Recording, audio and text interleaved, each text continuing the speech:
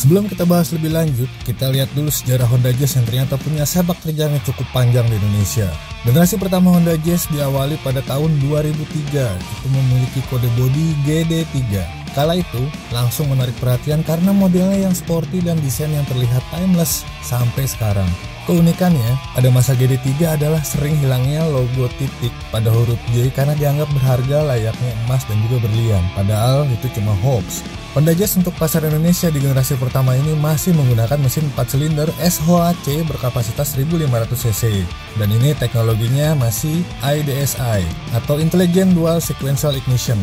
Lalu kemudian dihadirkan juga yang versi iVTEC. Nah, jadi ada dua pilihan mesin. IDSI itu dulu identik dengan bensin yang irit tapi tenaganya kurang, sementara iVTEC ini merupakan kombinasi yang paling sempurna karena dia juga selain irit bahan bakar, tenaganya juga jauh lebih bertenaga. Masing-masing memiliki tenaga 87 horsepower pada 5.500 rpm dengan torsi maksimal 128 Nm pada 2.700 rpm. Ini untuk yang IDSI. Sementara yang iVTEC tenaganya 110 horsepower pada putaran 5.800 rpm dan torsinya 143 Nm pada 4.800 rpm. Tuh lihat, bedanya jauh banget. Sementara transmisinya ada dua pilihan, 5 percepatan manual serta 4 percepatan otomatis, dan ini udah pakai pedal shift. Kemudian Honda Jazz generasi kedua atau biasa kita sebut GE8, generasi kedua ini mulai diniagakan pada tahun 2008.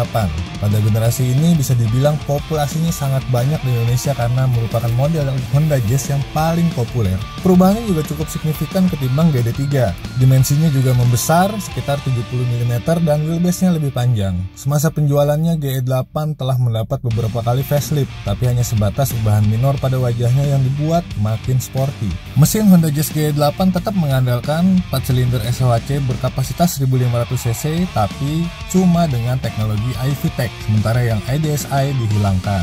Mesin ini tenaganya 120 horsepower pada 6600 rpm dan torsinya 145 Nm pada 4800 rpm. Transmisinya juga masih sama, 5 percepatan manual dan 4 percepatan otomatis. Kemudian, generasi selanjutnya dari Honda Jazz kita sebut GK5. Nah, ini desainnya berubah drastis karena dia jadi lebih besar, walaupun sebenarnya tetap menjurus ke sporty dan garis-garis serta karakter desain dari Honda Jazz masih tetap kelihatan.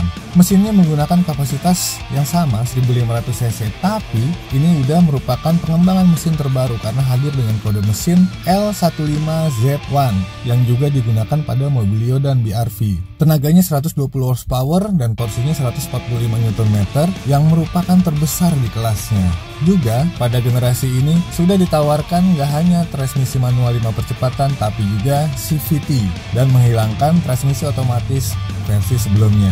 Generasi ini sudah mendapat satu kali facelift di tahun 2017 yang merupakan versi terakhir seperti yang akan kita bahas berikut ini.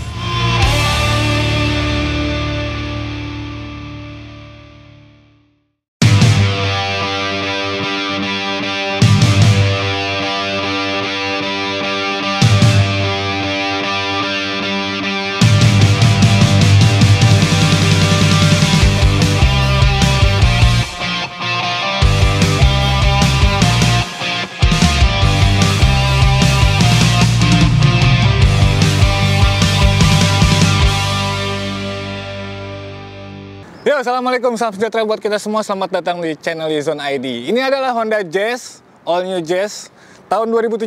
Udah 3 tahun, sebenarnya udah lama, dan gue rasa ini juga kalian udah pada tahu mobil ini apa. Tapi yang bikin gue penasaran adalah setelah 3 tahun pemakaian bakal seperti apa mobil ini, dan kabarnya ini bakal di stop produksi. Makanya gue bakal cari tahu selayak apa mobil ini untuk dikoleksi. Check it out videonya. Brum brum brum.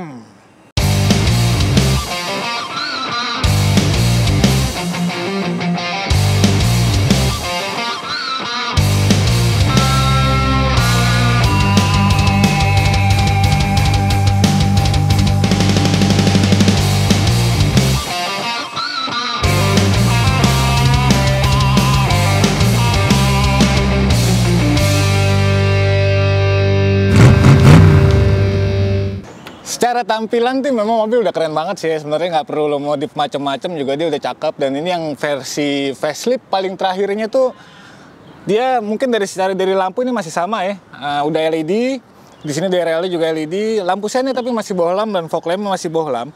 Cuma dia kerennya tuh yang terbaru ini bagian bumpernya udah direvisi sedikit lebih sopan, tapi tetap masih kelihatan sporty, apalagi pakai aksen-aksen kayak karbon kayak gini ya. Di sini, terus bagian sininya ini gue sih suka ngelihatnya.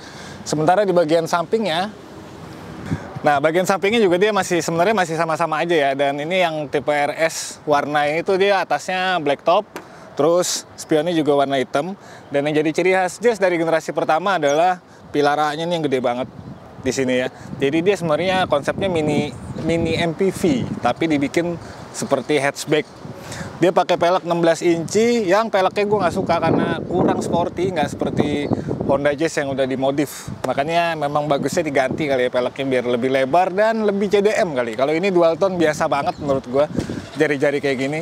Udah ada keyless, jadi tinggal pencet tombol aja buat buka pintunya.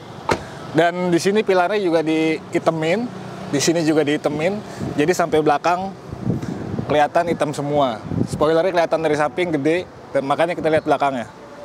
Nah ini bagian belakangnya sama, dia juga ada sentuhan facelift dikit, terutama di bagian bumpernya yang dibikin lebih minimalis juga. Kan sebelumnya itu gede gini ya, ini kayak gini juga. Sayangnya sini nggak ada lampu reflektor, tapi nggak apa-apa, nggak masalah.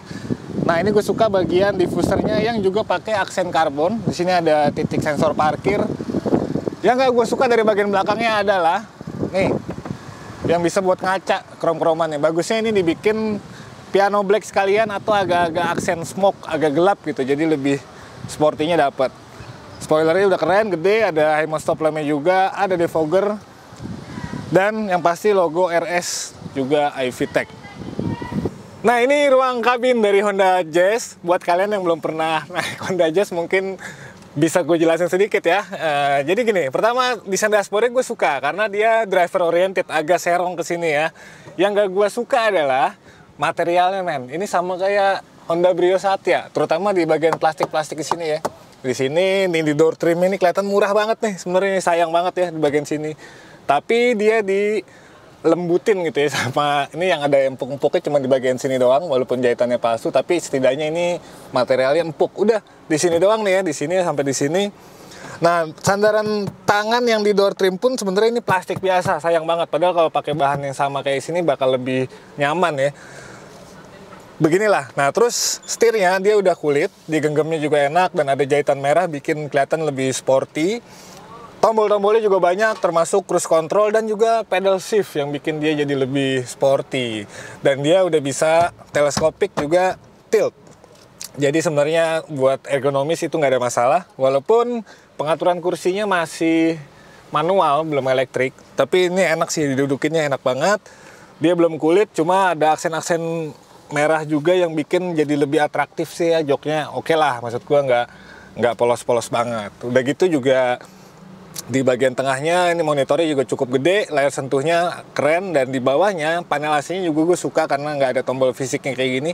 Dia udah auto dan juga digital. Start stop engine, terus nih tuas transmisinya kalau misalnya di Mobilio, di Brio, di mana lagi ya, itu polos banget men. Dan ini keren karena udah pakai kulit, juga ada jahitan merahnya jadi lebih keren. Di sininya ada piano black dan tempat penyimpanan untuk Honda Jazz sih nggak usah ditanya deh, satu nih buat cup holder. Terus di sini ada lagi, di sini ada cup holder lagi 2, di sini ada tempat lagi bahkan buat naruh koin pun ada, dan lacinya juga bisa dijadiin sandaran tangan. Cuma sayangnya ini masih kayak gini, masih batangan kayak gini, jadi agak itu dia, agak ketinggalan. Harusnya udah rem parkir elektrik. Udah gitu kayak di HR-V itu ada auto hold gitu ya, di sini nggak ada, jadi masih polos banget men konsol tengahnya. Ini masih disayangkan sih ya sebenarnya. Itu barangkali kenapa Honda Jazz sebenarnya secara fitur tuh udah cenderung ketinggalan. Oke, di atasnya biasa lampu, terus ada sun visor yang ada cerminnya walaupun nggak ada lampunya, tapi no problem sebenarnya karena gue nggak pernah ngaca ya kan. Terus dia atapnya warna hitam. Jadi semua nuansa kabinnya itu gelap, bikin tampilannya makin sporty. Di sini ada speakernya, terus apa lagi ya? Kalau di sini sih udah seperti inilah ruang kabinnya. Gimana di bagian belakang kita cobain. Ini kalau di belakangnya, memang cukup nyaman dan cukup lega. Ruang kaki santai banget, leluasa banget. Ruang kepalanya juga lebar banget. Jadi enak lah. Terus lantainya juga cenderung rata. Walaupun baik lagi di sini polos, nggak ada sirkulasi AC dan juga tempat penyimpanan atau soket charger, itu nggak ada. Terus udah gitu di bagian tengahnya juga nggak ada sandaran tangan yang bisa di ini. Padahal dia nggak ada sandaran kepalanya, jadi cuma dua. Ini jadi cuma buat dua penumpang aja. Dan kursinya bisa dilipat 60-40 sebenarnya. Tapi kalau misalnya untuk urusan posisi duduk sih, ya enak-enak aja lah ya. Standar hatchback sih sebenarnya, nggak istimewa banget, tapi cukup enak dan nggak bakal menyusahkan di bagian belakangnya. Walaupun memang secara fitur ya gini doang, tempat penyimpanan juga ini cuma satu sih, buat taruh cup holder doang, kurang gede sih menurut gua. Tapi sini ada kantong. Kira-kira kayak gini bagian belakangnya dari Honda Jazz. Ya untuk 5 orang ya, penumpang dewasa sih ini masih cukup nyaman sih, karena ruang kabinnya cenderung lega. Oke, dan asiknya dia juga tetap memberikan ruang bagasi yang lega. Udah gitu cukup pendek, jadi kayak dari berdiri ke duduk tuh gampang. Walaupun dia memang sininya agak mendelep gitu ya, jadi lo ngangkat barang agak ini. Temen ini rendah kok sebenarnya, jadi lebih enak. Dan bukan ininya juga dia nggak bakal berat karena udah ada hidroliknya. Tadi gue bilang lantainya rata dan sini kursinya bisa dilipat 60-40 yang juga rata. Nah, lihat, ini sih salah satu dari utilitas Honda Jazz yang keren banget. Semuanya rata dan juga cukup rapi. Dan di sini di bawahnya ada toolkit juga ban serepnya. Jadi, ini gue nggak tahu udah diganti apa enggak ya. Kalau di luar tuh kan pakai Bridgestone ya, Turanza. Di sini Campiro Eco. Tapi ya nggak apa-apa, namanya juga ban serep ya kan. Nah, ini ruang bagasinya kayak gini. Nih dia kap mesinnya tuh kayak pendek gitu ya, agak cenderung pesek karena memang ruang kabinnya dibikin maju gitu. Dan di dalamnya ada mesin 1500 cc yang udah dipakai di banyak mobil Honda sebenarnya. Ini iVTEC. Ini mesin generasi kedua ya kalau nggak salah. Sebelumnya kan ada iDSi, itu yang pertama banget. Dia irit tapi kurang bertenaga. Nah sejak pakai yang iVTEC ini Honda Jazz jadi lebih asoy. Dia 120 PS dan juga torsinya 145 Nm. Ini terbesar di kelasnya ya. Ruang mesinnya sih biasa aja kayak gini, ini ada peredam dan nggak kelihatan padat juga ya. Di situ masih banyak kopong-kopongnya. Untungnya sini ada cover yang bikin jadi lebih ya kayak mesin gitu loh, nggak berantakan. Ya jadi inilah adalah Honda Jazz yang kalau misalnya kalian beli secondnya ya tahun 2017 itu masih di atas 250 jutaan. Gokil nggak men? Jadi harga jualnya juga bertahan. Itu mungkin barangkali kenapa mobil ini tuh disukain banget sama orang Indonesia. Pertama dia secara tampang ini keren banget ya kan. Semua nggak bisa menyangkal lah. Gampang dimodif, kalian tinggal ganti ban aja, ganti pelek, itu udah keren banget. Kalau misalnya mau lebih sporty lagi bisa diganti kaki-kakinya, diganti coilover, terus ada knalpotnya setnya diganti, pakai dashtek itu bakal lebih nyos lagi buat diajak lari-larian. Udah gitu, selain tenaganya gede, bensinnya juga irit, perawatannya gampang, jaringan dealernya di mana-mana. Mungkin barangkali itu yang bikin Honda Jazz tetap bertahan sampai sekarang. Walaupun mungkin secara fitur udah sedikit ketinggalan zaman ya kayak gitu. Nah, gue mau tanya sebelum gue closing, karena ini bakal stop produksi. Tapi kalau menurut kalian kayak gimana sih? Lebih milih yang versi sekarang ini tapi disempurnakan baik fiturnya, baik mungkin tampilannya dibikin lebih seger lah ya gitu. Atau ambil yang dari Jepang yang katanya lebih cute ya, kalau nggak bisa dibilang culun sebenarnya. Dan ada satu opsi lagi itu dari Cina, pakai Honda City versi hatchback. Nah, di antara 3 pilihan itu silakan opini kalian gue tunggu di kolom komentar seperti apa. Oke, terima kasih sudah menonton. Nantikan video-video gue selanjutnya. Bram bram bram.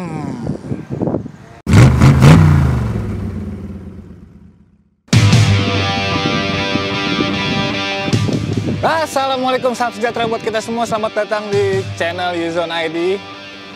Ada yang lewat, kelihatan nggak? Kelihatan? Enggak. Oh enggak. Nih kelihatan.